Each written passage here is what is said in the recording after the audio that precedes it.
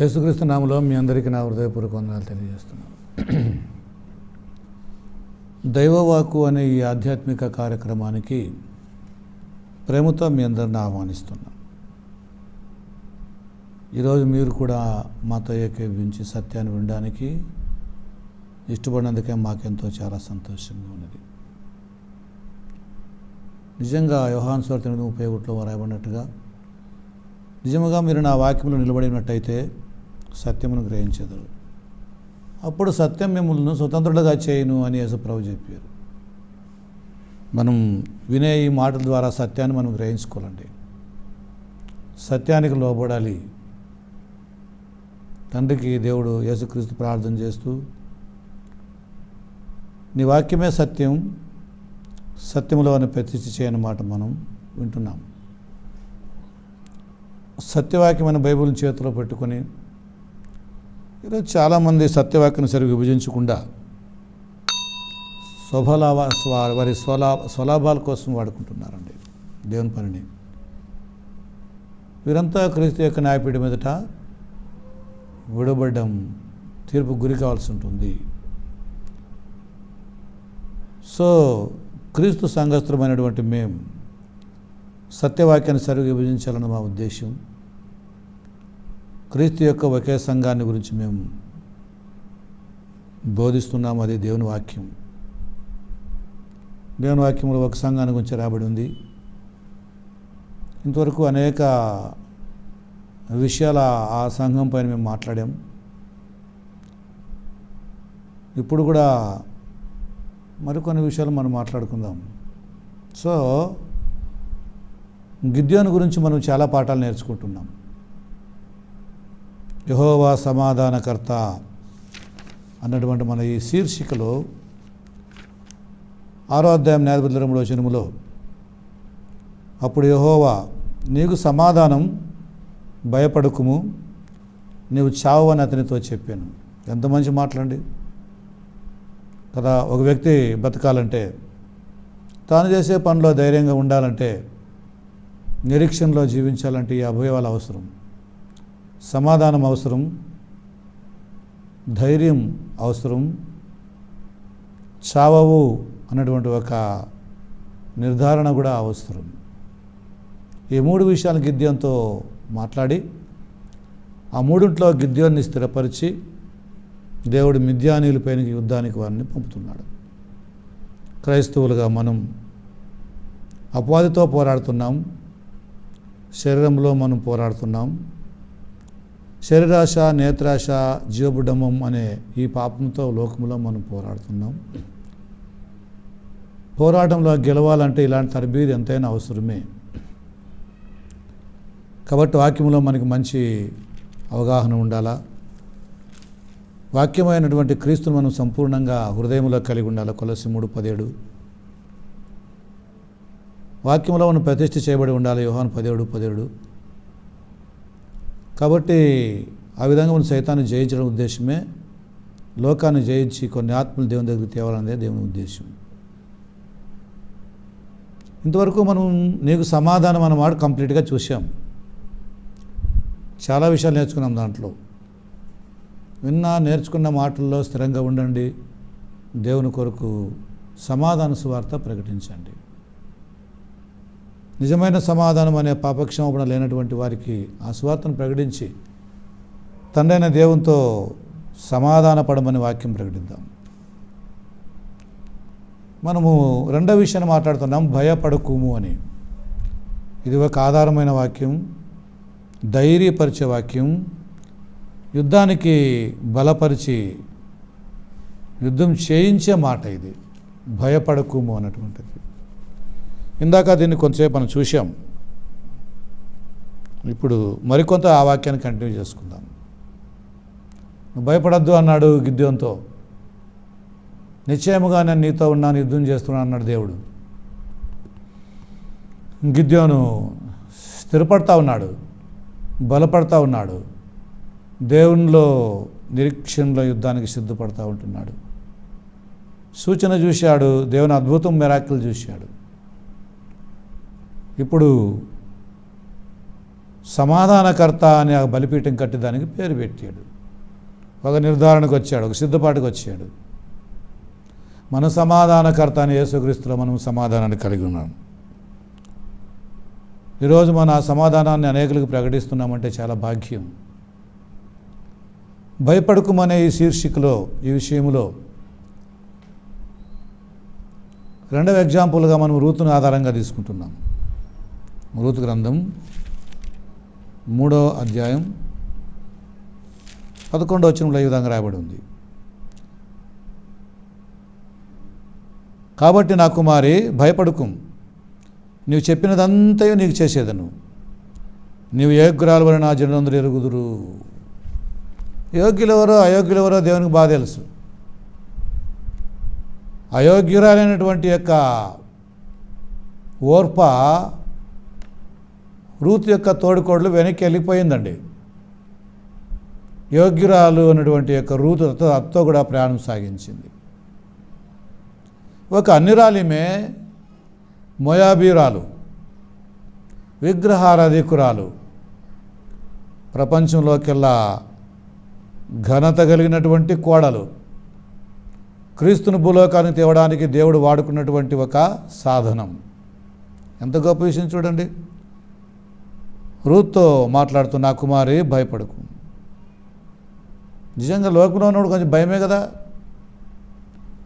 ఆ భయం నీకొద్దు, నీవు చెప్పిందంతా నేను చేస్తాను అన్నాడు. గిద్యోను చెప్పిందంతా దేవుడు చేసేసినాడు. ఎంత ఆశ్చర్యం కదా. అలాగే బోయేజ్ కూడా ఇక్కడ మాట్లాడుతున్నాడు రూత్తో. నీ సమస్య నాకు తెలుసమ్మా, నీవు చెప్పిందంతా నేను చేస్తాను ఖచ్చితంగా కదా. ఈ 2వ అధ్యాయంలో రూతు గ్రంథంలో భయపడుకో అనే మాటకి నిర్ధారణ ఇంకా కొంచెం అక్కడ ఉంది. 8వ వచనం 2:8. అప్పుడు బోయజు రూతును చూసి నా కుమారి నా మాట వినుము, వేరొక పొలములో ఏరుకొనుటకు పోవద్దు, దీన్ని విడిచిపోవద్దు. ఇచ్చట నా పనికత్తెల యొద్ద నిలకడగా ఉండు, వారు కోయు చేను కనిపెట్టి వారిని వెంబడించు. నిన్ను ముట్టకూడదని యవనస్తులకు ఆజ్ఞాపించి ఉన్నాను. నీకు దాహమగినప్పుడు కుండల యొద్దకు పోయి పనివారి చేదు నీళ్లు త్రాగమని చెప్పాను. ఈ మాటలో ఆమె భయపడవద్దు అన్నటువంటి యొక్క అభయం ఇస్తున్నాడు ఆయన. ఎంతటి ప్రోత్సాహం ఇస్తున్నాడు చూడండి.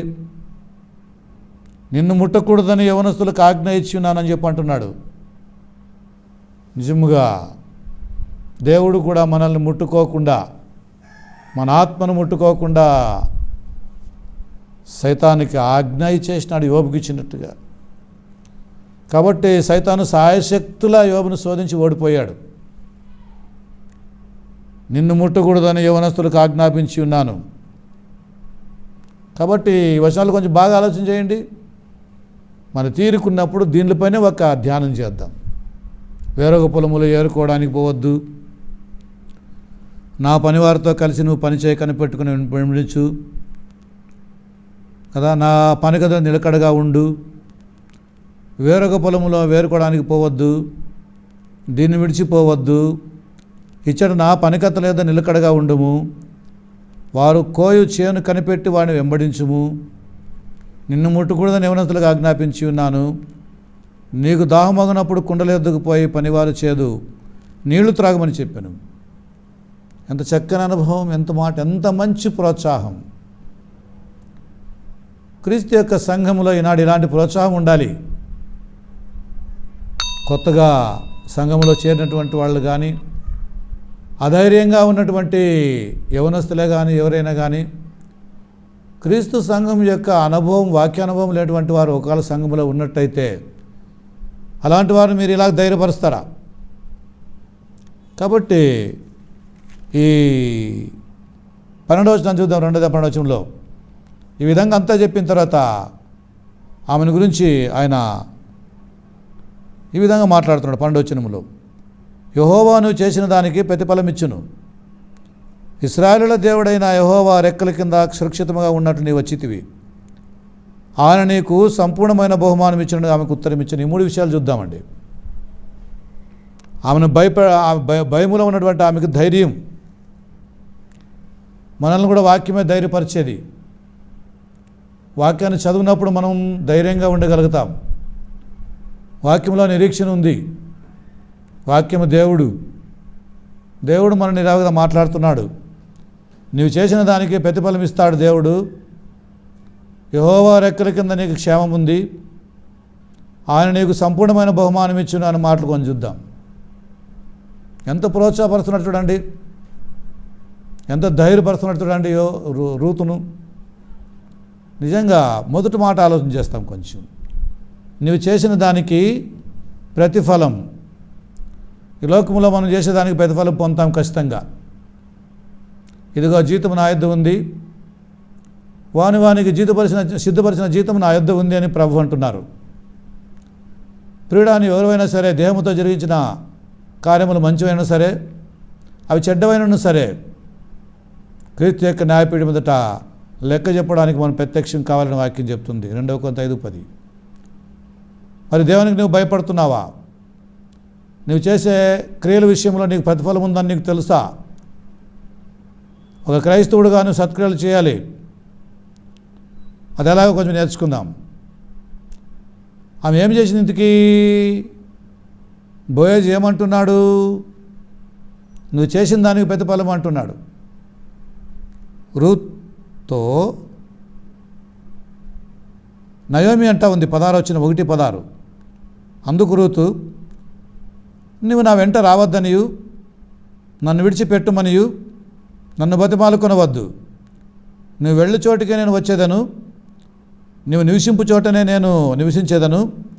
నీ జనమే నా జనం, నీ దేవుడే నా దేవుడు. నీవు మృతి పొందు చోట నేను మృతి పొందేదను, అక్కడనే పాతి పెట్టేదను. మరణం తప్ప మరి ఏదైనాను నిన్ను నన్ను ప్రత్యేకించడం యెహోవా నాకు ఎంత కీడైనా చేయనుగాక. ఎంత గొప్ప సంగతి అండి ఇది. ఆమె చేసింది. ఈ విధంగా మంచి తీర్మానం చేసుకుంది. నయోమితో కమిట్ అయింది. నయోమికి అనుకుంది కదా, ఈమె తనతో కూడా వచ్చుటకు ఆమెకు మనస్సు కుదిరినదని నయోమి తెలుసుకున్నప్పుడు ఆమెతో ఇంకేం మాట్లాడలేకపోయింది. వాస్తవం చెప్పేసింది, నాకేమీ లేవు, ఆమె ఎంప్టీ, నిస్సహాయరాలని, నాకు ఆస్తుపాస్తులు కానీ ఏమీ మాకు లేవు, కాబట్టి నువ్వు నా వెనుక వస్తే నీ సుఖం ఉండదు. నీ తోడుకోళ్ళు వెళ్ళిపోయింది కదా, వెళ్ళొచ్చు, వెళ్ళిపోవచ్చు అని చెప్పింది. నిజమైనటువంటి కోడల లక్షణాలు రూతులో మనకి కనపడుతున్నాయి. కీర్తనల గ్రంథములో 45వ అధ్యాయంలో 10వ వచనంలో అక్కడ ఈ విధంగా మాట రాబడి ఉంది. 45వ అధ్యాయం కీర్తన గ్రంథం 10వ వచనములో,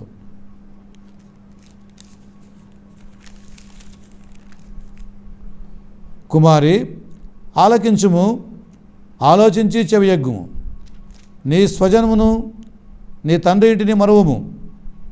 నీ రాజు నీ ప్రభువు అతడు నీ సౌందర్యమును కోరినాడు, అతనికి నమస్కరించుము అన్న మాట అక్కడ చూడండి. మంచి మాట రాబడింది అక్కడ. నీ స్వజనమును నీ తండ్రి ఇంటిని మరువము అన్నటువంటి మాట అక్కడ ఉంది. ఈ రోజుల్లో ఎవరండి చేస్తారు కదా, అస్తమానము తల్లిదండ్రులందరినీ జ్ఞాపం చేసుకుంటుంటారు కోడళ్ళు కదా. రూతు లాంటి కోడళ్ళు ఎవరు లేరు ప్రపంచంలో. నిజంగా మంచి కోడలు, గొప్ప కోడలు, నిజమైన కోడలు రూతే. ఆ మాట ఎంత బాగుంది. నీ జనమే నా జనం, నీ దేవుడే నా దేవుడు, నీ ఉండే స్థలమే నాది, నీవు ఎక్కడుంటే నేను అక్కడ ఉంటాను, నీవు మృతి పొందుచాడు నేను మృతి పొందేదను, అక్కడనే పాతి పెట్టబడేదను. మరణం తప్ప మరి ఏదైనాను నిన్ను నన్ను ప్రత్యేకించినలా యెహోవా నాకు ఎంత కీడైన చేయనుగాక అనను. మరి క్రీస్తులో ఈ తీర్మానం మీరు చేసుకుంటున్నారా? నయోమి చెప్పింది రూతమ్మతో, ఏమని చెప్పింది? నాకేమీ లేవు, నేను ఒంటరిగా ఉన్నాను, యెహోవా నాకు విరోధాయను కదా, కాబట్టి నా నుంచి నీకేమీ మేలు కలగదు, కాబట్టి నువ్వు మీ పుట్టింటికి వెళ్ళిపోవచ్చు అని చెప్పింది. వాక్యం అంటుంది, నీవు తల్లి ఇంటిని మరువు, నువ్వు స్వజనులను మరువు అంటాడు. దాన్ని నెరవేరుస్తుంది రూత్ ఇక్కడ. ఏదో ఎవరున్నారు ఈరోజు అక్కడ కదా? ఏది శాశ్వతం, పుట్టిల్లా మెట్టిల్లా అనంటే ఇంతవరకు కూడా చాలామంది కోడన్లు పుట్టిలు పొక్కే మొగ్గు చూపిస్తారు. 20 ఏళ్ళ తర్వాత నేను మెట్టినీళ్ళకి వచ్చినాను కదా, ఇది నా స్వాస్థ్యం, ఇది నా స్వజనం కదా, ఇక్కడే ఏమంట నా వంశం వృద్ధి కావాలి అన్నటువంటిది చాలామందికి లేదు. అయితే వాక్యం చెప్తుంది నీ స్వజనులను మరువు కదా. దానికి మంచిగా సాదృశ్యంగా ఉంది ఇక్కడ రూతు. ఎప్పుడైనా మనం వీలైతే దీన్ని ప్రత్యేకంగా మాట్లాడుకుందాం. ఇప్పుడు ఇది మన అంశం కాదు కాబట్టి. క్రీస్తుతో మరి నీ నా సంబంధం ఎలాగుందండి? పౌలు అన్నాడు ఫిలిప్పీ 1:21, నా మట్టుకైతే బ్రతుకుటే క్రీస్తే, నా కొరకు చావైతే లాభం. ఫిలిప్పీ పత్రికలో పౌలు అంటారు, ముందున్న వాటి కోసం వేగిరి పడుతూ వెనుకున్న వాటిని నేను పెంటగా మార్చుకున్నా అంటున్నాడు. పరలోకం యొక్క నిరీక్షణతో పౌలు ఆ విధంగా మాట్లాడుతున్నాడు. అబ్రాహాము కూడా హెబ్రీ 11:10లో దేవుడు దేనికి శిల్పి నిర్మాణకుడై ఉన్నాడో ఆ పునాదులు కలిగిన పట్టణం కోసం ఆయన ఎదురు చూస్తున్నాడండి. ఈ లోకంలో మనం యాత్రికులుగా ప్రయాణికులుగా ఉన్నాం. మన ప్రయాణం, మన యాత్ర గమ్యస్థానం చేరేంత వరకు, పరలోకం చేరేంత వరకు. నయోమితో కలిసి రూత్ ప్రయాణం బెత్లెహేముకు చేరేంత వరకు సరాసరి బెత్లెహేముకు వచ్చేసినారు. అది కోతకాలం అని ఆఖరి వచనం చెప్తుంది. వారిద్దరూ యవల కోతల ఆరంభంలో బెత్లెహేముకు చేరేరి అని అక్కడ చూడండి, రూత్ 1:22లో. కాబట్టి ప్రియులారా, మనం క్రీస్తు యొక్క రాకడను ఎదురు చూస్తూ మనం నిరీక్షణతో ఉందాం. ఎంత నిరీక్షణతో రూత్ బయలుదేరని చూడండి. ఏమీ లేని చోటికి, ఆస్తులు పాస్తులు లేని చోటికి కదా, తలదాచుకోవడానికి కూడా ఏమీ లేదు. అన్ని చెప్పినా కూడా అక్కడికే బయలుదేరింది అతతో కూడా. యేసు అన్నాడు, ఆకాశ పక్షుల గూళ్ళును నక్కలకు బొర్రెలను ఉన్నవి కానీ మనుష్య కుమారునికి తలవాచుకోవడానికి స్థలం లేదని ఆయన ముందుగానే చెప్పేసాడు. కాబట్టి యేసుక్రీస్తుని మనం అనుసరిస్తున్నాము. ఈ సత్యాలని తెలిసి కూడా మనం క్రీస్తుతో కూడా మనం ఆయన మనకి ఏదైతే అప్పగించినాడో ఆ పనిని మనం కొనసాగించాలి. యేసు ప్రభు నాకేమీ లేవని చెప్తుంటే ఈరోజు ప్రపంచంలో చాలామంది క్రైస్తవులు కోటీశ్వరులు అయిపోతున్నారు. కారణం ఎందుకంటే వాళ్ళ గురి అదే కదా, వాళ్ళ యొక్క ధ్యేయం కూడా అదే. అందుకే పరిచయం చేస్తున్నారు. పైపెచ్చుకు మాత్రం దేవుని పని అంటూ ఉన్నారు. డబ్బు లేకపోతే చేయలేరు కదా. కొందరైతే పాశ్చాత్య దేశాలనే వీళ్ళు వినికిడిలో పెట్టుకున్నారు, వీళ్ళు చేతుల్లోనే పెట్టుకున్నారు. అనేకుల్ని అలాగా పాశ్చాత్య దేశం వాళ్ళ చేతుల్లో పెట్టుకొని భారతదేశంలో చాలామందిని కష్టపడి పనిచేస్తున్నటువంటి దేవుని సేవకుల్ని బాధ పెడతా ఉన్నారు. దేవుని పని చేసే వాళ్ళని ఇబ్బందికి గురి చేస్తూ ఉన్నారు. వీరేమో పెద్ద పెద్ద పెద్ద పెద్ద బంగ్లా బిల్డింగ్లు కట్టుకుని ఏదేదో పెట్టుకొని పెద్దగా కోటీశ్వరులు అయిపోయిస్తున్నారు. చాలామంది కోటీశ్వరులు ఉన్నారు క్రైస్తవుల లోకంలో. మరి ఏమని బోధిస్తారు? సర్వలోకమును సంపాదించుకొని వృధాగా పోగొట్టుకుంటే వానికి ఏం ప్రయోజనం అంటారు. ధనవంతుడు దేవుని రాజ్యంలో ప్రవేశించడం కంటే సూది భోజ్యములో వండుతుడు సులుమని బోధిస్తారు. ధనవంతులు కావడానికే ప్రయత్నం చేస్తారు. ఏదేమైనా మన పాఠం అది కాదు కాబట్టి మనం చేసిన దానికి ఫలం ఇస్తాడు దేవుడు. మొదటి సామ్యాల గ్రంథములో దావీదుని గురించిన ఒక మాట ఈ విధంగా అక్కడ రాబడి ఉంది. మనం క్రైస్తవులుగా దావీదులాగా మన క్రియలను కనపరుచుకోవడం మంచిది. 24వ అధ్యాయం 19వ వచనం ఇలాగుంది. అక్కడ సౌలు మాట్లాడుతున్నాడు. ఒకనికి తన శత్రువు దొరికినడలా మేలు చేసి పంపివేయినా ఈ దినమున నీవు నాకు చేసిన దానిని బట్టి యెహోవా ప్రతిగా నీకు మేలు చేయునుగాక. నిశ్చయముగా నీవు రాజువగుదు అనియు ఇశ్రాయేలీయుల రాజ్యం నీకు స్థిరపరచబడిననియు నాకు తెలియను. ఎంత బాగుంచండి. దావీదు ఏం చేశాడు ఇక్కడ? శత్రువైన సౌలు చేతికి చిక్కినా చంపలేదండి. యెహోవా చేత అభిషేకించబడినటువంటి వాడిని నేను చంపను అన్నాడు, వదిలిపెట్టేసినాడు. అందుకనే ఆ సౌలు దావీదు యొక్క మాట విని, దావీదు మాట సౌలు విని, దావీదా నాయనా ఈ పలుకు నీదేనా అని బిగ్గరగా ఏడ్చి దావీదు తిట్టలను, యెహోవాను నీ చేతికి అప్పగింపగా నన్ను చంపగా విడిచిపెట్టినందున ఈ దినమున నీవు నా అపకారమునకు ఉపకారం చేసిన వాడవై నా ఎడల నీకున్న ఉపకార బుద్ధిని వెల్లడి చేస్తూ గనుక నీవు నాకంటే నీతిపరుడవు అని చెప్పాను. దేవునికి స్తోత్రం ప్రియులారా. మరి మనం ఎందరికంటే నీతిమంతులు కావాలంటే ఇలాంటి మంచి క్రియలు చూపించాలి కదా. ఇక్కడ మనం ఈరోజు నీవు చేసిన దానికనే మాటికి ఒక విషయం చూద్దాం. అది శత్రువు అని చూద్దాం. నిజంగా శత్రువులు ఒకవేళ మనకున్నట్టయితే వారికి మేలు చేయాలని చెప్పిన వాక్యం చెప్తుంది. దావీదు దానికి అలాగే చేశాడు. దావీదుని ఎన్నోసార్లు చంపడానికి ప్రయత్నం చేస్తే ఇప్పుడు దావీదు చేతిగా చిక్కినాడు సౌలు. చంపడానికి ఎంతో ఈజీగా ఉంది, అయినా కూడా దావీదు చంపలేదు. దీన్ని గమనించి అంటున్నాడు, నిశ్చయముగా నువ్వు రాజు అవుతావు, నీ రాజ్యం స్థిరపరచబడుతుంది, నీ సంతానం వృద్ధి అవుతుంది, ఇది ఖచ్చితం, ఎందుకనగా నీవు చేసిన దానికి ఫలం ఇది అన్నాడు. మరోసారి 19 చూద్దాం. ఒకనికి తన శత్రువు దొరికినలా మేలు చేసి పంపివేయినా ఈ దినమున నీవు నాకు చేసిన దాన్ని బట్టి యెహోవా ప్రతిగా నీకు మేలు చేయనుగాక. నేను నీ శత్రువైన నాకు మేలు చేసావు. పిల్లారా, కొత్త నిబంధన అంతా ఇదే బోధిస్తుంది. 2వ రాజుల గ్రంథంలో కూడా ఒక మంచి దృష్టాంతం మనకుంటుంది. అక్కడ 2వ రాజుల 6వ అధ్యాయంలో సోమ్రోను రాజు, ఆరాము రాజు సైన్యం ఇశ్రాయేలీయులకు దొరికినప్పటికి కూడా ఆరాము రాజులు అంటే సిరియనులు ఇశ్రాయేల్ చేతిలో చిక్కినప్పుడు కూడా, శత్రువులు దొరికినప్పుడు కూడా ఇకేం ఇశ్రాయేల్ రాజు అన్నాడు. ఇశ్రాయేల్ రాజు ఏమంటున్నాడు చూద్దాం. 2వ రాజుల 6వ అధ్యాయం 16వ వచనంలో అక్కడ ఈ విధంగా రాయబడి ఉంది, భయపడవద్దు, మన పక్షం ఉన్నవారు వారికంటే అధికులైనారని చెప్పి. 21 చూడండి. అంతటి ఇశ్రాయేల్ రాజు వారిని చూచి, నాయనా వీరిని కొట్టుదునా అని ఎలీషాని అడుగగా అనుందండి. శత్రులు మన చేతి చిక్కారు కదా, మనల్ని చంపడానికి వచ్చినారు కదా, మరి ఇప్పుడు వాళ్ళే మనకు చిక్కినారు కదా, సో నువ్వు సెలవిస్తే నాయనా వాడిని కొట్టుదునా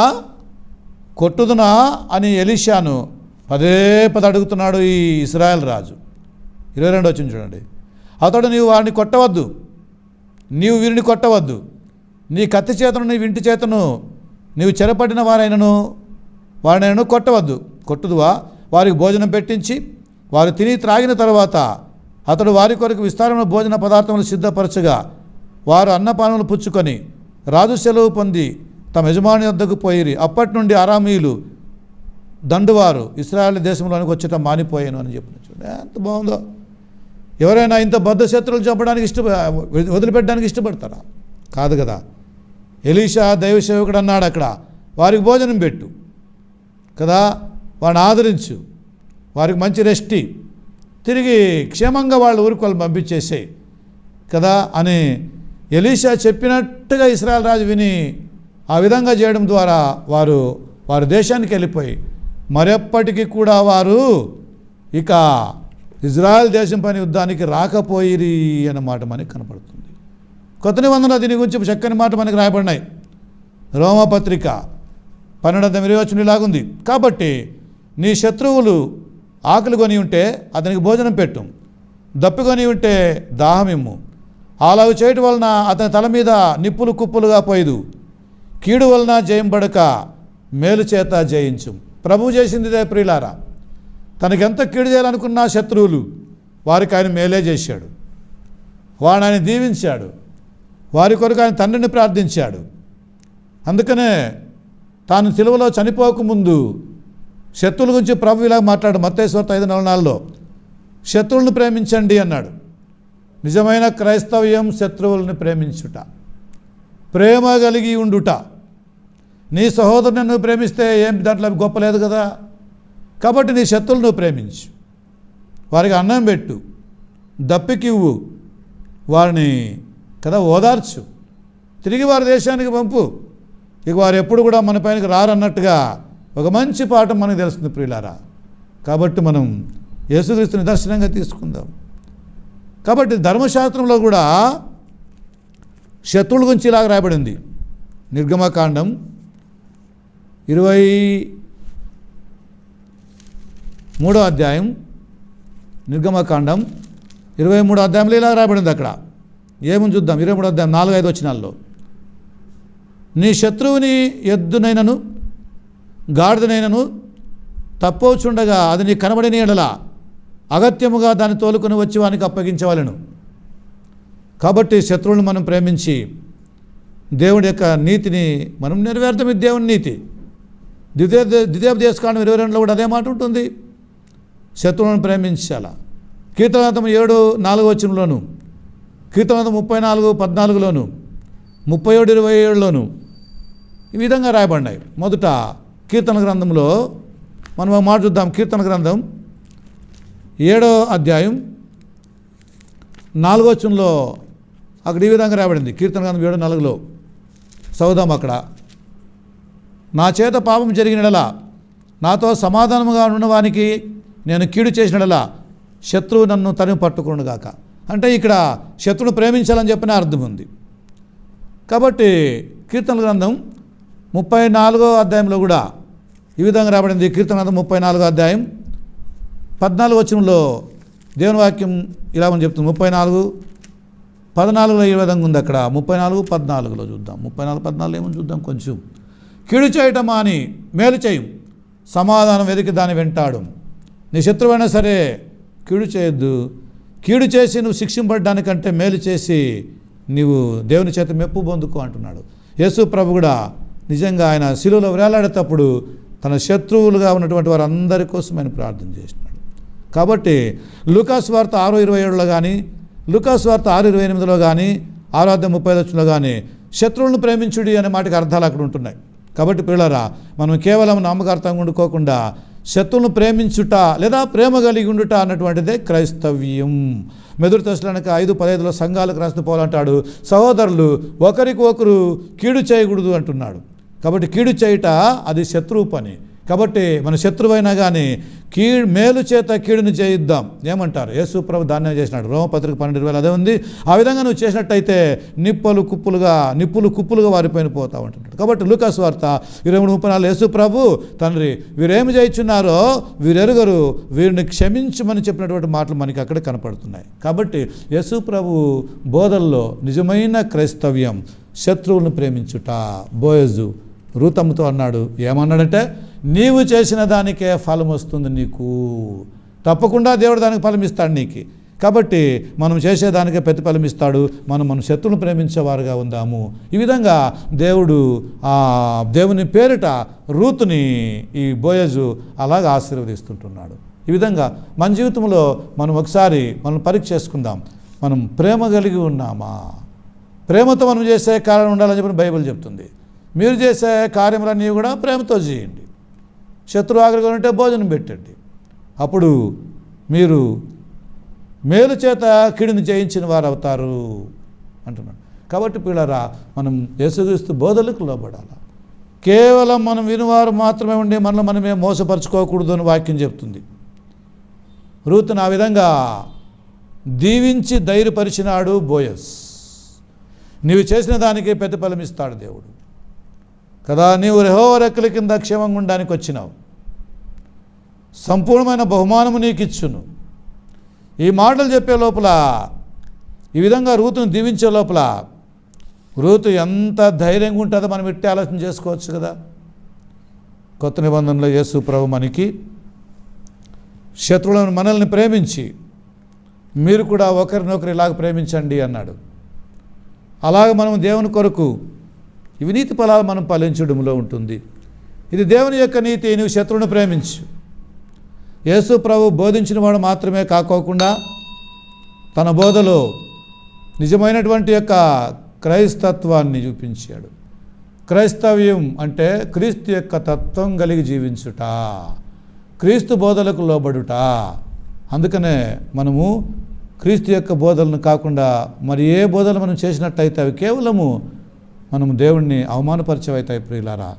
కాబట్టి రూతు గ్రంథంలో చెప్పినట్టుగా, రూతుని ధైర్యపెట్టినట్టుగా దేవుడు కూడా మనల్ని ఈరోజు కొత్త నిబంధన వాక్యం ద్వారా మనల్ని స్థిరపరుస్తూ, బలపరుస్తూ దేవుని సేవలో ఒకరికి ఒకరు మీరు ప్రేమ కలిగి జీవించండి అని చెప్పే ఒక మంచి బోధన మనకు ఆయన చేసినాడు. క్రైస్తవం యొక్క నిజమైనటువంటి తత్వం అది ప్రేమ కలిగి ఉండుట. సాధ్యమైతే నీ శత్రువులనైనా కూడా నీవు ప్రేమించాలి అనే మాట ఉంటుంది.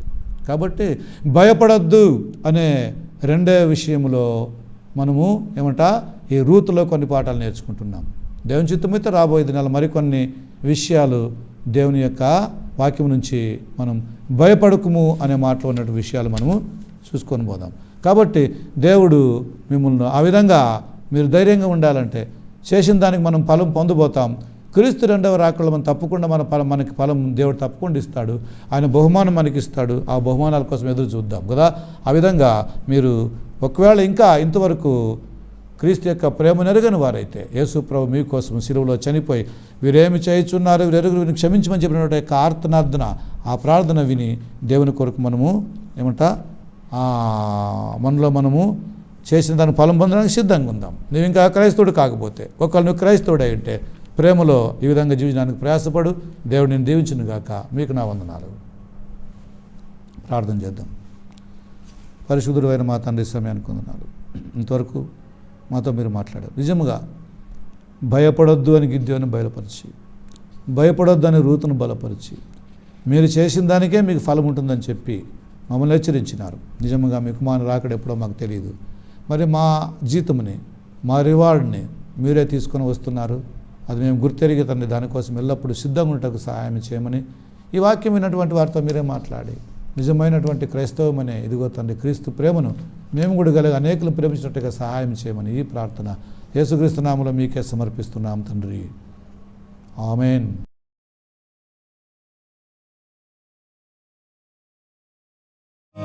సత్యవాక్యమును సరిగా విభజించుటయు, క్రొత్త నిబంధన సంఘమును స్థాపించుటయు మా ముఖ్య ఉద్దేశమునే ఉన్నది. మీరు సర్వలోకమునకు వెళ్ళి సర్వ సృష్టికి సువార్తను ప్రకటించుడి. నమ్మి బాప్తీసం పొందినవాడు రక్షింపబడును, నమ్మని వానికి శిక్ష విధింపబడును అని చెప్పిన మన ప్రభువైన యేసుక్రీస్తు వారి ఆజ్ఞను పాటించి సువార్తను ప్రకటించి అనేకులను శిష్యులుగా చేసి దేవుని రాజ్యమును క్రీస్తు సంఘమును విస్తరింపచేయుట మా గురి అయి ఉన్నది. మాతో కలిసి ఈ పరిచర్యలో పాలు పొంది దైవ ఆశీర్వాదములు పొందండి. సంప్రదించవలసిన మా చిరునామా దైవవాక్కు, క్రీస్తు సంఘం, Indiranagar, 3rd cross, 16th ward, college road, Vasapete. Phone number 9353287838 9590697272 7892721125.